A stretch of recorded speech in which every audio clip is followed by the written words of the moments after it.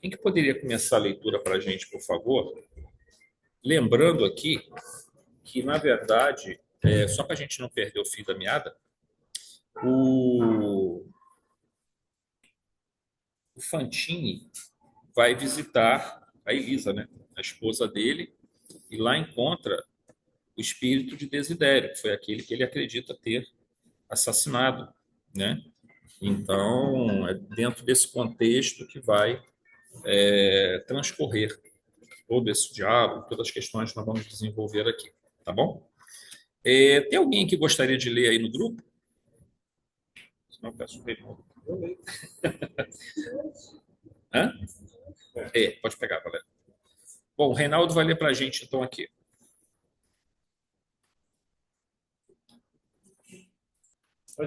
Pode. Capítulo 20. Trama desvendada. Patife, acelerado, vociferou o agressor. Você não se afastará sem contas. Plantou-se à frente de Ernesto, embarrando-lhe o passo. Você acredita que era só acabar comigo, hein? Fique sabendo que, intentando privar-me do corpo, não obteve outra coisa senão colocar-me em sua própria casa. Vivo aqui, moro aqui, e sua mulher me pertence. Fantini, o sentimento apurado, ao se achava, depois de tanta referência, próprias ideias, estou arrependido, perdoe-me. Perdoar? Isso nunca. Estou longe do fim. Vocês me pagarão centil por centil, miseráveis. Vocês ocultam aí na terra o sangue do crime na capa do arrependimento e julgam que conseguem lavá-lo com lágrimas falsas.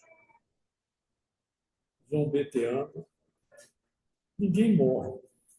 Vocês, bandidos que burlam a justiça do mundo, serão punidos pela justiça divina. E a justiça divina, em meu caso, sou eu mesmo, espírito vingador. Sim, sou. E quem me contestará esse direito? A superexcitação do desventurado provocava nele mesmo o corrompido pranto do ódio, e era igualmente chorando que profigava. Cretinos, delinquentes, perdi a existência no meu lar, minha esposa, minha filha, e vocês esperam de mim um prêmio à crueldade com que me aniquilaram. Então vocês exterminam um homem, exigem que esse homem lhes beije a mão, abusam da impunidade com que a terra do sepulcro descobre os atos perversos e ainda reclamam o louvor das vítimas tombadas e defesas. Soluçado. Ajoelhou-se de mãos postas diante do vencido de outro tempo, em sinal de humildade. Se soubesse que amargas provações que lhe combateriam a alma, nunca teria empreendido o retorno à casa. Saberia tolerar as cruciantes saudades da esposa e da filha, acomodando-se a outros climas de luta. Entretanto, em 2 anos de meditação e de estudo, aprenderam que cada espírito recebe da vida as leis de Deus segundo as suas próprias obras. Certificados de que a criatura alguma logra desertar da própria consciência a que chega invariavelmente para o culpado, o dia da expiação e do reajuste. A face disso, recorria intimamente ao apoio da prece, suplicando a Jesus que me recuperasse os ombros para carregar a cruz e mesmo talhara com seus próprios olhos. À medida que ele batia de joelhos, flectivo de areia da entrada, fitando o céu fulgente de estrelas, Desidério continuava. Covarde, levante-se para enfrentar as consequências da sua falta. Somos agora 2 homens nas mesmas condições, sem a máscara do corpo, qual você me quis há mais de 20 anos. Onde estão agora sua prosaica, seu sorriso de mentira, a sua arma frouxa? Desidério, eu não sabia. Pois saiba, canalha matador, que estou vivo. Sei, gemiu Fantine, com estertoroso esgar. E rogo a Deus que me perdoe pelo mal que lhe fiz. Tudo bem. A sorte, né? A preparação dessa Fantine durante 2 anos permitiu que esse encontro, vamos dizer assim, tudo bem que o Desidério não perdoa, ele está tentando buscar essa redenção, mas tudo que ele está ouvindo só está reforçando um sentimento de ter que mudar, de ter que reparar, de ter que avançar. Outros se desesperariam, né, assim, no sentido de achar que o indivíduo pode carregar um peso de culpa tão grande que ele não consegue mais se levantar, quer dizer, durante um bom tempo. Mas não é o caso dele, ele está tendo a consciência do. A gente vai falar um pouco sobre essa questão dos níveis de percepção de culpa, que é importante a gente entender esse processo. E ele aqui está tudo dentro daquilo que foi bem programado para ele. Ele está aproveitando muito bem, apesar de todo esse sofrimento, de toda essa dificuldade que ele está passando ali, de ter que enfrentar essa situação, mas foi muito bem preparado, ele aproveitou bem a oportunidade dele no plano espiritual. Aliás, ele já vinha de um arrependimento enquanto encarnado, né? Só que aí no plano espiritual deu aquela visão mais abrangente, né, de tudo aquilo que tinha acontecido. Muito bem. Então, no item 1.1, a gente coloca o seguinte: finalmente Fantine encontra aquele que obsidiava sua esposa e que ele acreditava ter assassinado por ciúmes há 20 anos atrás. O diálogo entre os dois é dramático e temos um Fantine arrasado pelo arrependimento e um Desidério com todo o seu ódio e desejo de vingança. Aqui observamos que Ernesto já havia se arrependido profundamente do que fizera há muito tempo. E o período de 2 anos que passou na cidade espiritual havia ele preparado para aquele momento. Muitas reflexões, muitos ensinamentos, a melhor compreensão do sentido existencial, tudo isso lhe dava condições para passar por essa situação tão difícil e tentar fazer o melhor. Vocês lembram quando o Reinaldo estava lendo que ele faz uma oração na hora, que ele está mais arrasado ali, que ele cai no chão, né, na areia, ali, na saída da casa. Ele pede a Deus que lhe dê forças, que lhe dê condições de superar aquele momento. Então, assim, ele estava preparado para passar por essa situação, que era o desfecho de tudo. Quer dizer, o desfecho em termos, né? Viria depois, obviamente, outras coisas que viriam, mas esse ponto estava ali sendo superado. 1.2, podemos dizer que o arrependimento, isso aqui agora que eu queria chamar muita atenção para esse processo, tá?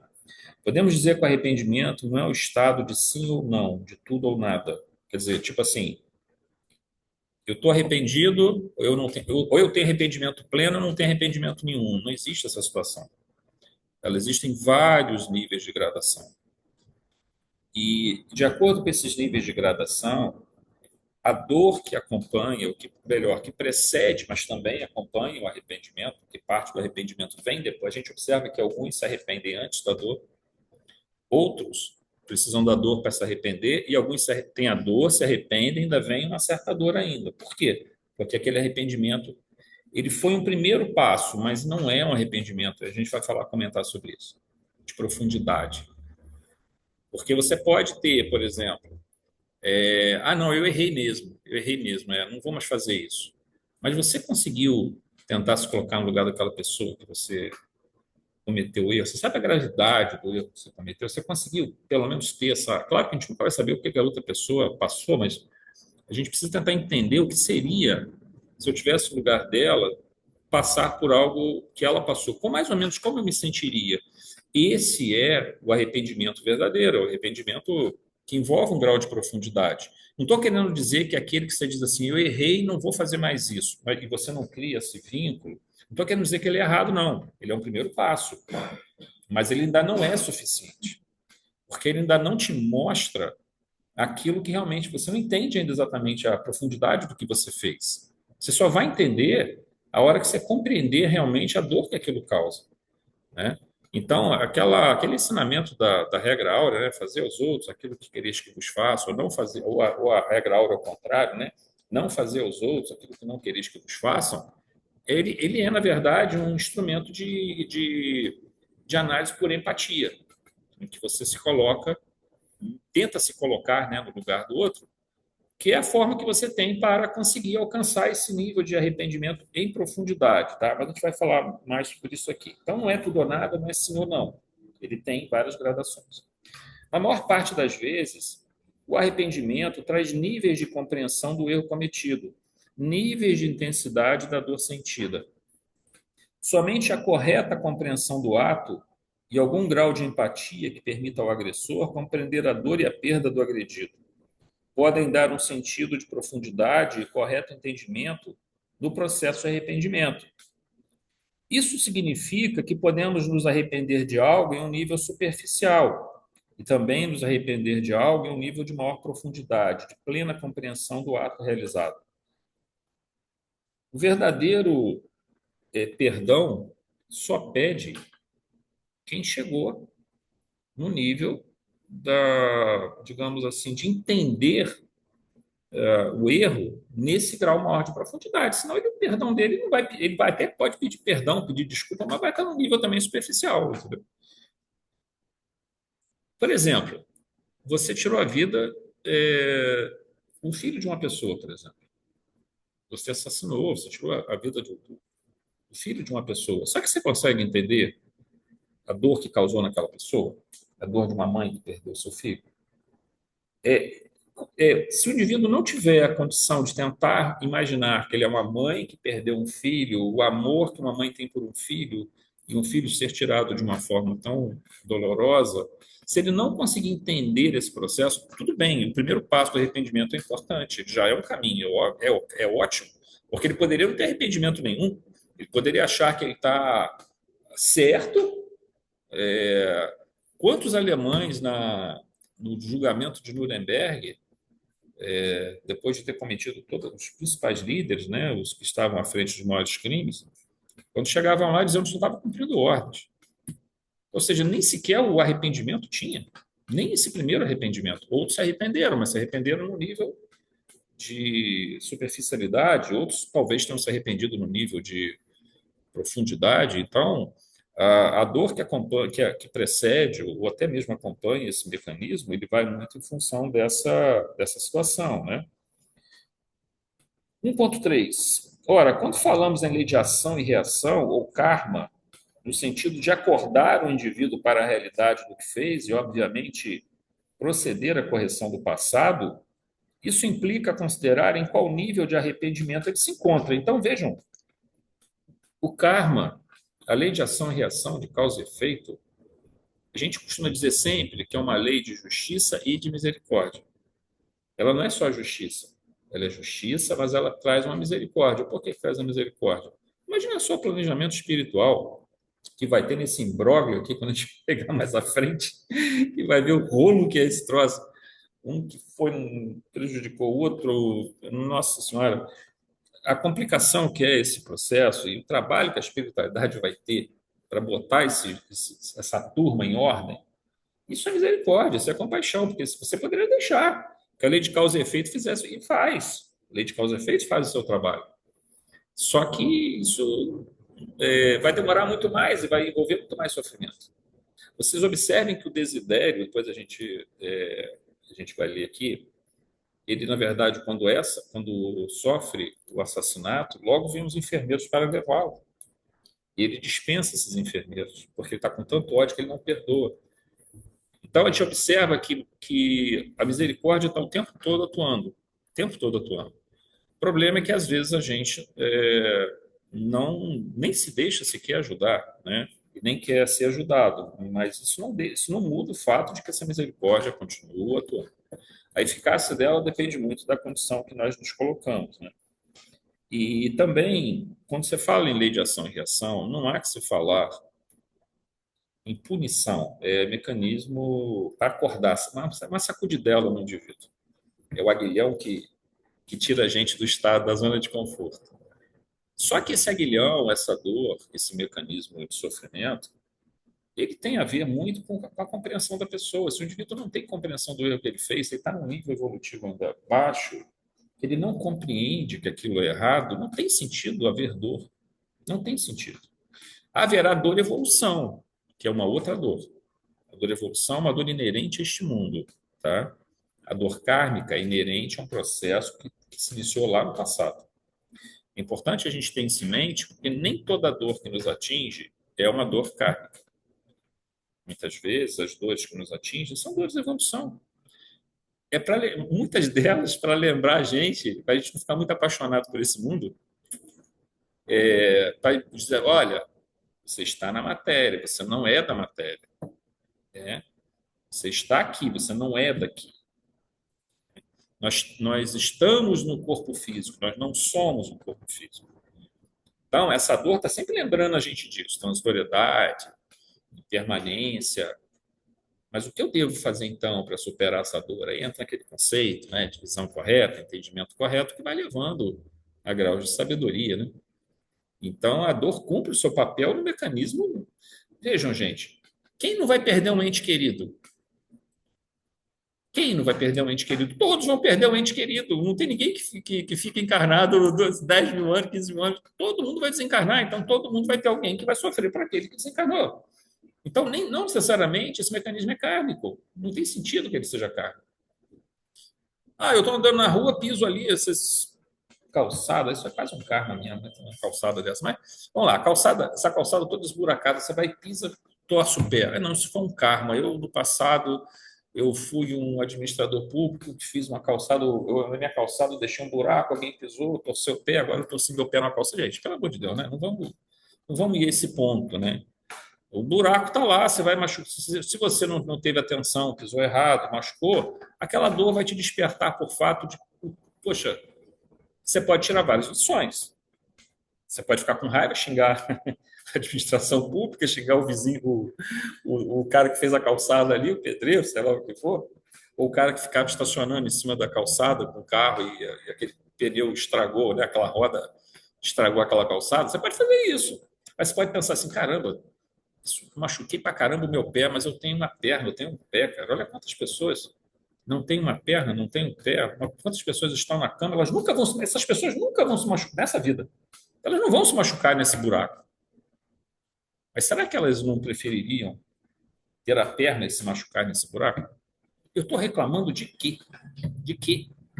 Né? Então, a dor e evolução, ela traz sabedoria. Isso aí, Zé, tem dois pontos também, né? A questão do lado espiritual, do crescimento, a gente também tem a questão da realidade, né? A gente vive no planeta Terra, nós pagamos os impostos, nós queremos uma condição Não, diferente. a gente não vai. Não estou dizendo que a gente não vai lutar por isso. Quer dizer, um senhor de idade, andando na rua, você vai quebra a perna. Eu não acho isso. Não, Entendeu? Então, eu vejo os dois lados. Tem hora que a gente tem que reclamar, sim. Tem não, vai reclamar. Não, eu estou dizendo reclamação, a reclamação administrativa. Isso, a reclamação administrativa, a reclamação dos seus direitos, é óbvio, isso é cidadania, isso é uma questão de se organizar como sociedade. Eu me refiro no sentido espiritual pessoal. Mas depois quebrar a perna, não adianta. Isso não adianta reclamar. Você vai lá em Jéssica e fala. Mas eu digo assim, você vai lutar pelos teus direitos, mas vai ficar guardando aquele ódio? Isso que eu estou falando, entendeu? Você pode lutar pelos teus direitos, lutar por uma organização social melhor, sem necessariamente você ter ódio e raiva. Pela aprovação, todo Eu sei, tem a cidade. Então, assim, segura na onda, entendeu? Porque a gente vai. Eu vou lá, eu bati no seu carro. Aí alguém bateu no meu carro. Foi, tá vendo? É porque eu bati no carro. É o mecanismo kármico aqui. Isso aí, gente, muitas das vezes, eu não estou querendo dizer, é claro que eu não estou querendo dizer de maneira alguma que você vai deixar de correr atrás dos seus direitos ou da coisa, mas isso não impede que você perdoe a pessoa que de alguma forma bateu no teu carro ou riscou o teu carro. Não, mas vamos dizer que você nunca acha essa pessoa. Se você achar essa pessoa e fala assim, ó, você vai ter que pagar isso aí que você fez, isso aqui é para pedir para o pá. A pessoa pagou, mas você vai ficar com raiva da pessoa? Essa raiva só vai te prejudicar. Né? Mas isso não quer dizer que você não deva correr atrás dos seus direitos. Não é isso que eu estou falando. Eu estou falando assim, a gente tem que olhar. Claro, a gente vive na matéria, a gente vai ter que correr atrás das coisas materiais, das leis, de tudo isso. Mas existe um espírito aqui que tem que visar coisas além. Então, dentro dessas coisas além, a gente não deve cultivar a raiva ou o ódio. Que é o que, vejo, Desidério está há 20 anos nessa brincadeira. 20 anos. Antigamente também, Fale, Inês. antigamente, né, tudo é assim. Mas isso é carne, isso é resgate. Isso é resgate. Resgate. Não, isso tem que... muito estranho. Eu discordava, mas eu ficava quieto, não tinha embasamento. Mas eu sempre achei assim um absurdo. o pessoal exagera, leva muita ferro e a fogo a coisa, entendeu? Imagina só. Não, você está andando na rua, o cachorro vai morder você. Aí você vai dizer o quê? Que você mordeu alguém no passado? Que você deu uma mordida na perna do outro, aí o cachorro veio e te mordeu? Ou você mordeu um cachorro?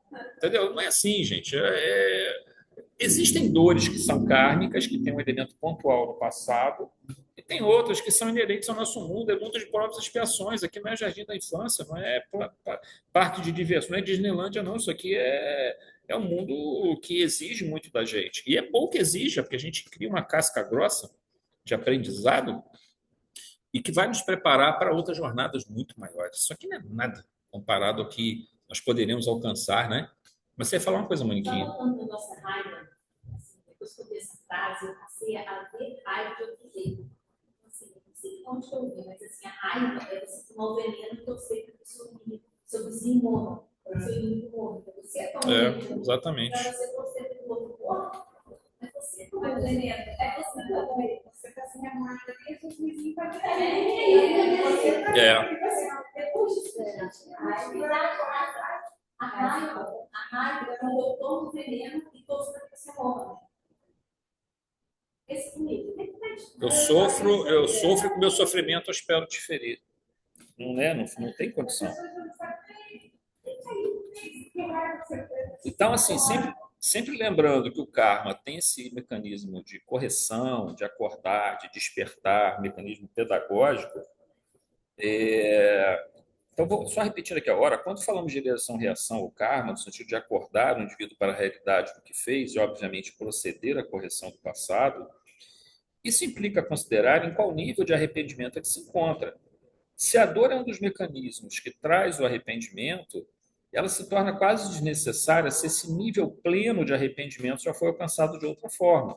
Pois daí para frente, tratamos de provas e reparações, o que geralmente o próprio indivíduo busca e aceita aquilo que fará parte do seu planejamento reencarnatório. O nível de dor necessário para fazer a pessoa se arrepender dependerá da pessoa.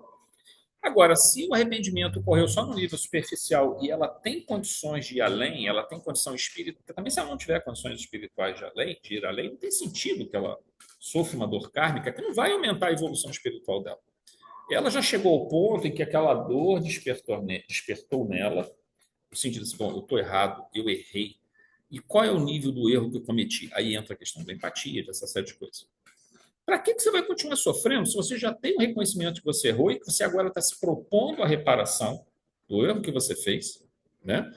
E você está se propondo também a passar por provas. Muitas vezes a gente escolhe isso. Por exemplo, a gente usou mal o poder numa reencarnação. Aí você abusou desse poder.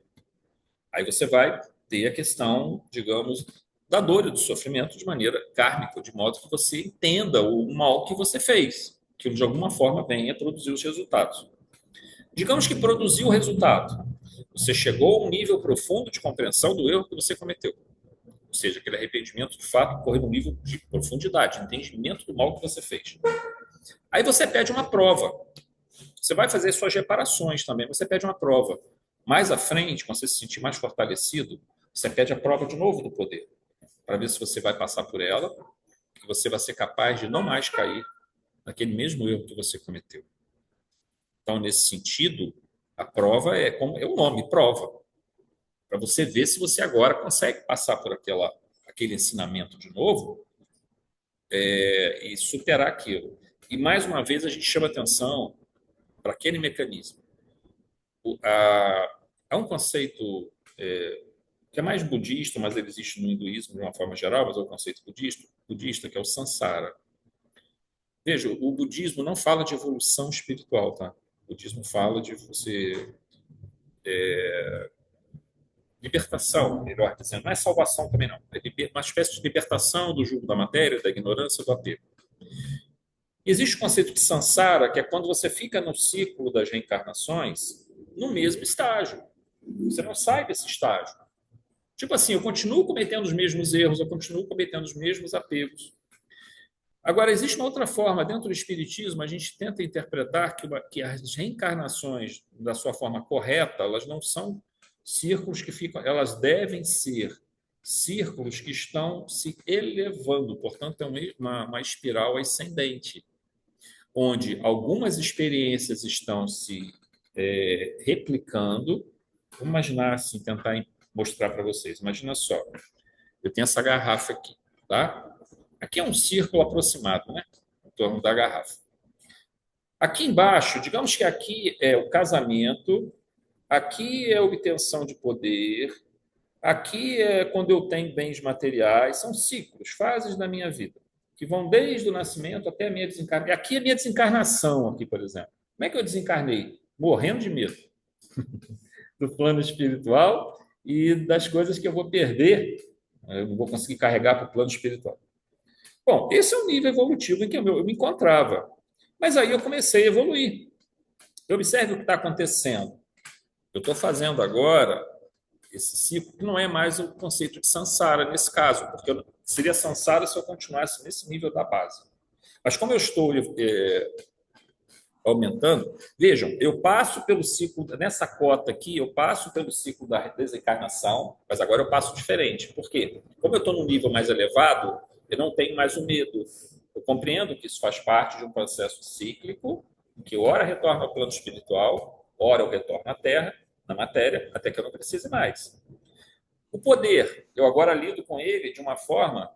Chico, por exemplo, Chico Xavier, ele tinha um imenso poder. Você vai dizer assim, mas o cara era pobre, vivia num barraquinho lá. Claro que ele tinha um poder, a palavra dele, as ideias dele eram capazes de mexer com a cabeça de milhões de pessoas. Como é que não tinha poder? Mas tinha uma humildade, então ele usava esse poder num nível muito elevado, quase imperceptível, sem fazer nenhum escarcéu, vamos dizer assim, né? Ele mexia com a cabeça das pessoas. Como é que você mexe com a cabeça de milhões de pessoas e não tem poder, cara? Isso é o pleno poder, né? E você está dentro de um estado, digamos, que você não precisa exercer força, nada disso aqui nós precisávamos aqui embaixo, né? No casamento, aqui embaixo, eu era um indivíduo que só via a questão, digamos, no seu sentido mais material do casamento. O aspecto mais material, o aspecto mais, talvez, sexual, mais de paixão. Aqui, num nível mais elevado, eu já vou transmutando isso para um companheirismo, para um afeto, para uma vivência, que para os dois e para a família, ela é engrandecedora do ponto de vista espiritual. Então, esse processo da espiral ascendente, ela faz com que a gente reviva experiências, ou seja, novas provas, porém a gente passa por elas quando a gente está bem, a gente supera elas bem. E aí a gente está kit agora, plenamente kit em relação a isso. Não tem mais sombra, não tem mais elementos do psiquismo de profundidade que nos causam as chamadas que eu tanto chamo a atenção, as chamadas neuroses. Fala, Rosana. Tranquilo? Não é nada não, Zé, desculpa, apertei sem Ô, querer. Rosana, é brincadeira também, né? Depois você vem aí, entendeu? Pô, Zé, eu falo, às vezes você não escuta, hoje eu não falei, você ouviu eu, hein? Ah, não, tô ouvindo o que você falou. Meu ouvido aqui é ouvido de tuberculoso. Estou com um troço. O ouvido está aqui. Mas a questão do budismo, isso é um objetivo, é a iluminação, né? Tem, mas a iluminação deles... Sim, é. Mas, não, ela seria... Só que eles não... Ele diz assim para você... Um budista não vai dizer assim para você, você vai precisar de 100 reencarnações para um espírita. Cara, não tem jeito. A gente vai dizer assim, não tem jeito. Não vou precisar de, sei lá, de 100 reencarnações, 200 reencarnações. Vai ser um processo evolutivo. No budismo, o alcance do nirvana, vamos dizer assim, né? Que é um negócio complexo pra caramba, difícil a gente compreender, a vacuidade, todos esses elementos, ele poderia se dar uma única reencarnação. Difícil, mas não é impossível. Eles entendem que Buda, na verdade, alcança a iluminação numa reencarnação. O salto de Buda de Sakyamuni para Buda. Quando ele olha lá no muro, aquela fome no mundo, aquele negócio. Sim, mas a diferença é que eles acreditam ser possível esse salto numa reencarnação. Você poderia, a princípio, de um exercício meditativo, e por isso existem tantas técnicas, né, meditativas, a Bodhisattva, que é a meditação compassiva, o Sunyata, que é a meditação da vacuidade, o estado o Samadhi, que é aquele estado, o Samadhi, que é o estado da atenção plena, absoluta, que você se conecta com o todo e zera, vamos assim dizer, zera o mecanismo do raciocínio conceitual. Em teoria, uma prática meditativa extrema em teoria, poderia levar o indivíduo em uma ou duas reencarnações a esse processo de plena iluminação. É por isso que eu falo que ele não é muito assim, no sentido evolutivo. Eles entendem que uma nova reencarnação você está perdendo tempo. No Espiritismo, não. A gente entende que não tem como você fazer esse salto. É preciso várias reencarnações e várias experiências que você pode ser bem sucedido e até ter muito menos do que outros, porque você vai aproveitar bem, entendeu? É nesse sentido que há a diferença. Mas o objetivo final é parecido. Que livros para ajudar a Leila? Numa reencarnação, ele. Não sei, teve uma reencarnação que ele evoluiu, vários, tanto que ele aproveitou. Eu não espiritismo. Mas são poucos, né? São poucos. Assim, em geral, a gente entende que não tem muito. E eu, particularmente, apesar de eu gostar muito do budismo, estudar muito budismo, até hoje eu estou lendo um livro do budismo do Joseph Campbell. Joseph Goldsmith. Não, o Buda, o que acontece? O Siddhartha, quando ele começa a explicar as ideias de vencer o sofrimento, na verdade, basicamente, o que ele busca é a superação do sofrimento, que, na verdade, coincide com a iluminação espiritual, né? Quando ele faz isso, é curioso que a gente tem, apesar que existem diferenças, mas também existem muitas semelhanças. Quando você pega Jesus, ele não cria uma religião. Jesus, na verdade, cria uma ética transcendente. Buda, ele não foca na transcendência no sentido... Por exemplo, se você for pegar o budismo Mahayana, que ele vai surgir depois, porque no começo você vai encontrar o chamado... São várias escolas, né? E essas escolas têm subescolas, é bem grande a questão budista. O budismo Theravada, que é o mais antigo, o budismo dos antigos, né, dos sábios, em idioma Pali, que é um idioma que mais ou menos que Buda falou, ele prevê uma forma de evolução, um tipo de evolução pela prática basicamente meditativa, de ruptura com os apegos, né? E dessa busca da vacuidade e tal. Quando você entra no Mahayana, que é o budismo que hoje é muito forte no Tibete e foi para várias regiões, e no Ocidente também entrou muito no budismo Mahayana, ele começa com a prática, por exemplo, do Bodhisattva, que é a prática da compaixão. Aí você tem o caminho do Bodhisattva, tem uma série de práticas que vão ser desenvolvidas, né, que você não tem no Theravada, que é essa prática mais antiga. Mas todos esses elementos do budismo estão focados em quê? Numa prática, numa ética, numa forma de você viver que, independente do resultado final, porque Buda não explica o Nirvana, explica de uma maneira muito assim superficial e depois é que vão ter desenvolvimentos, mas é muito complexo, muito difícil.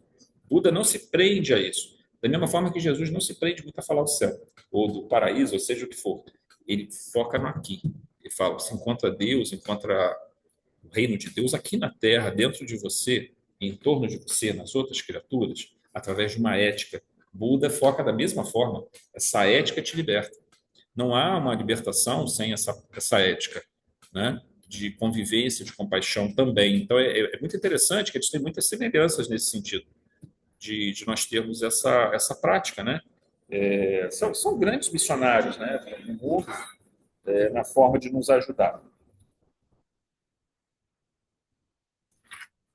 1.4.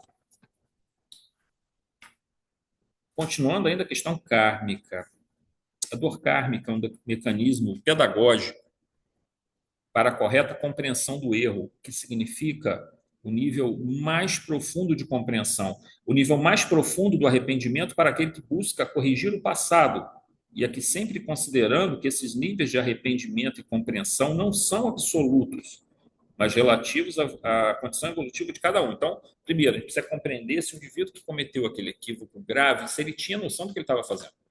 Se ele não tem noção do que ele está fazendo, a lei de ação e reação ela é proporcional ao nível de entendimento daquele indivíduo. Você não pode, digamos assim, exigir de uma criança que ela tenha compreensão. Uma criança de 10 anos, como é que você vai exigir dela que ela tenha o discernimento de uma outra de 18, ou um outro de 30, nem mesmo de 18, você vai exigir dele que ele tenha o discernimento de um de 30, e mesmo de 30, ele não vai ter o discernimento de um de 60.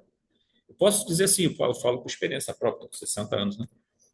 Meu nível de discernimento hoje, ele é muito, mas muito maior do que quando eu tinha 20 e tantos anos, ou 30 e poucos anos. É muito maior. Então, assim, não dá para exigir. Hoje eu posso exigir muito de mim, eu posso me cobrar muito mais do que eu me cobrava lá atrás. Eu era um cabeça vazia.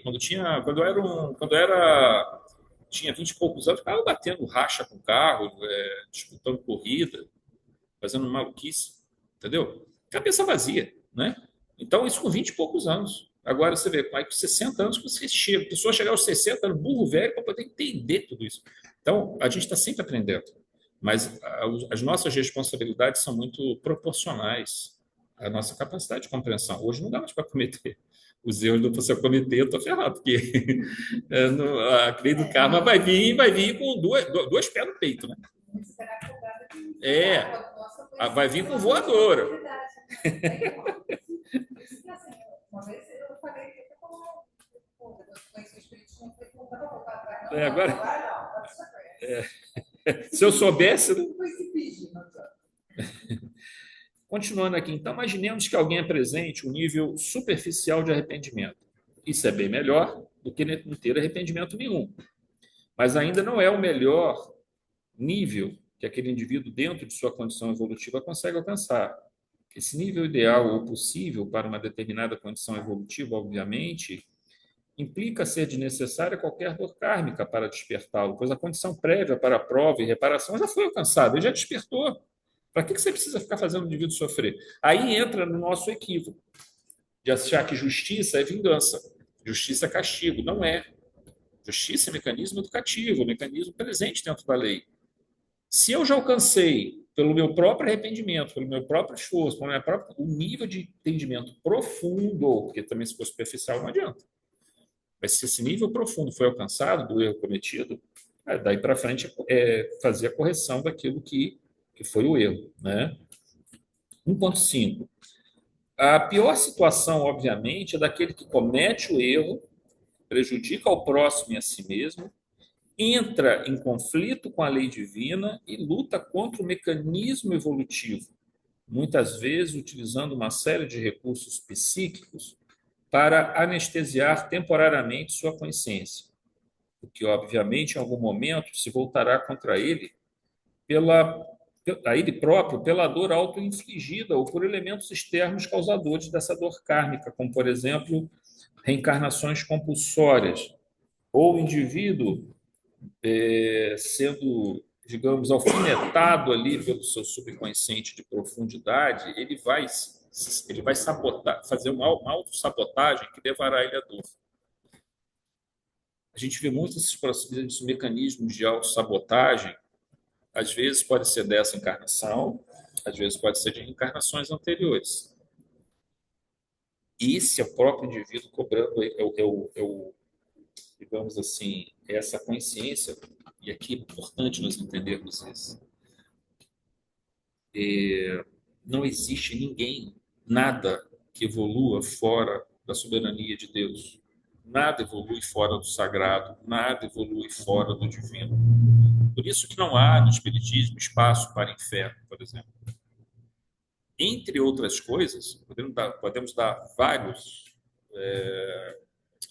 várias razões para isso, mas uma delas é que eu precisaria imaginar que existe um lugar, que existem indivíduos, que existe um líder que vive fora da lei divina. Mas se tudo é tudo está mergulhado na lei divina, nada evolui fora da lei divina, nada se desenvolve fora da lei divina. Então, não há como você ter o inferno, porque você teria que ter um local onde você tem algo que não pertence a Deus, ou pelo menos seria estranho imaginar que Deus fez algo que rompe com Deus, então Deus já não seria mais perfeito, uma vez que suas leis não foram capazes de prover condições para que aqueles indivíduos se recuperassem. Mas o pior disso tudo é que você teria um lugar dentro desse todo que evolui fora do todo, o que é inconcebível do ponto de vista filosófico, né? Então você não tem como conceber a ideia de um lugar onde não exista Deus. Em todo lugar está Deus. Só que a compreensão dele ocorre em diferentes níveis. Na savana africana, o leão, quando está matando o gnu lá, é manifestação do divino, só que é uma manifestação no nível evolutivo ainda primário, mas primário para nós que estamos olhando aqui, mas para o leão ou para o gnu é aprendizado, desenvolvimento para aqueles princípios inteligentes. O gnu está aprendendo a ser mais esperto, o leão está aprendendo a desenvolver outras técnicas de caça, e quando ele faz isso, eles começam a desenvolver rudimentos desse princípio inteligente que está em desenvolvimento. E já está, inclusive, com a individualidade determinada. Então, se não há nada que se desenvolva fora dessas leis, e engraçado que esse mecanismo ele se replica também em outras vertentes. Se você pegar o taoísmo, por exemplo, o conceito de Tao é um conceito do fluxo da própria natureza. Nada existe fora do Tao. Nada existe fora desse fluxo de desenvolvimento. Já temos aí centenas de milhões de chineses que praticam o taoísmo. Ainda que ele tenha tenha incorporado muito sincretismo religioso, né? Práticas religiosas, mas se você vai mais na essência do Tao, você se aproxima muito desse conceito de uma... Ele não é Deus, não é uma divindade, tá? O Tao não imagina uma divindade, ele imagina uma natureza que permeia todas as coisas, que se aproxima também um pouquinho do conceito estoico, tá? É uma força superior, uma força que não tem assim não é teísta, vamos dizer assim como o estoicismo também, mas da mesma forma, no estoicismo, mesma ideia, não há nada que se replique fora dessa natureza que rege todas as coisas. Hã? Ela traz esse mesmo... Sim, sim. Eu li esse livro há pouco tempo agora.